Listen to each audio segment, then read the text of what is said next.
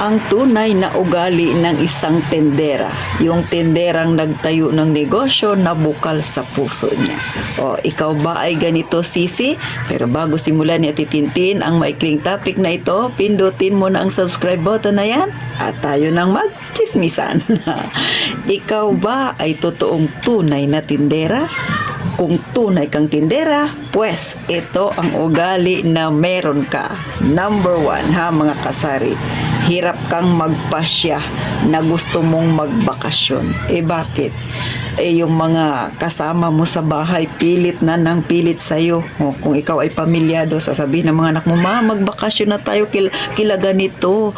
Ma, pumunta na tayo kila ganito kahit 2 araw lang. Pero ikaw, hirap na hirap kang umuo. Bakit? Iniisip mo ang tindahan mo. Sayang ang kita. Sayang ang benta. Ganyan ka ba, Sisi?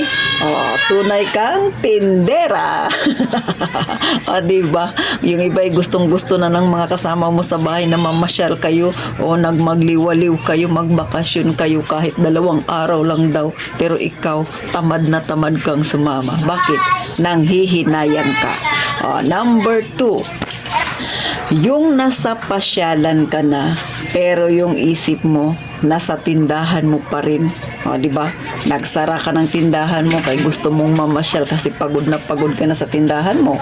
May narinig ka na kapitbahay mo o pumunta ka sa ganito kasi may sale sila. O dahil gusto mo ring makapunta doon, makapasyal kahit papano, kahit saglit lang. Pero pagdating doon sa pasyalan mo, ang iniisip mo, ang tindahan mo. Ganyan ba? Yan ba yung gustong mamasyal? Yan ba yung gustong pumunta sa isang lugar at magliwaliw saglit? Pero ang isip nasa tindahan dahil ikaw ay isang tunay na tindera. O bakit nga po mga kasari, no?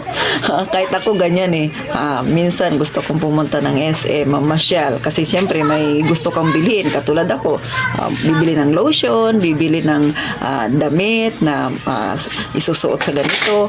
Pagdating ko dun sa lugar na yun, yung pa ako, gustong-gusto nang umuwi. Kararating ko pa lang, pero yung isip ko, uwing-uwi na. Hindi pa nga ako nakakapamili, uwing-uwi na ako. Bakit? Kasi nanghihinayang ako sa kikitain ng tindahan ko. Ganon mga kasari.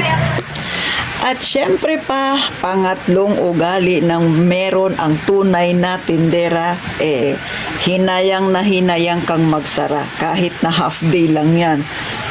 Kahit nga minsan, di ba mga kasari, yung antok ka na, yung 8:00 pa lang, hikab ka ng hikab, di ba? Gustong-gusto mo nang magsara, pero naisip mo, pag tiningnan mo yung relo, ay 8:00 pa lang ng gabi, may 2 oras pa ako, sayang pa yan, kikita pa ako. Relate din ba kayo dyan, Sisi?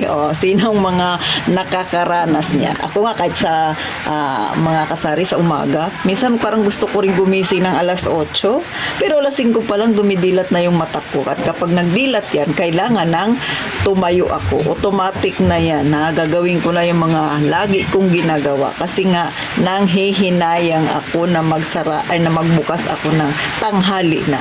Lagi kong iniisip, sayang pa yung bibili sa akin ng pansit at saka siomay at saka sopas. Kaya kahit pagod na pagod ako nung gabi, maaga pa rin akong gigising kasi magluluto pa ako ng pang-agahan. Kasi nga, nanghihinayang ako. Kaway-kaway sa mga ganyang tunay na tindera. Palakpakan mga kasari, yan tayo. Kapag para sa pera, para sa iniisip nating makaipon tayo, para sa future na meron tayong madudukot, lahat ay ginagawa. Wala namang masama, Sisi. Ang totoo, kailangan natin yan dahil syempre, ang buhay natin ay mahirap talaga. Hindi pwede na paisi-isi ka lang. Kailangan may gawin ka. At yan ang 3 ugali ng tunay na tindera. Isa ka ba dyan, mga kasari-sarites ko? Syempre, tayong mga nasa masa, kailangan ganyan ang attitude natin. Pero minsan, naiisip ko rin naman na magpahinga. Pero dahil nga, tunay akong tindera, hinayang na hinayang pa rin sa titintin. Kaya yung mga plano ko ng bakasyon na yan, hanggang plano na lang, Sisi, hindi na yan matutuloy kasi iniisip ko may expiration ang paninda ko, baka abutan. So paano mga kasari, hanggang dito na lang, medyo umuulan na dito sa amin at sana natuwa kay Ate Tintin. Ngayon alam mo na, yan ang tunay na tindera. Alam kong isa ka rin dahil nanood ka kay Ate Tintin, kaya wag nang mahiya, i-like mo ng video na ito at syempre pa gaya ng palagi kong sinasabi, mag-iingat tayong lahat palagi mga kasari.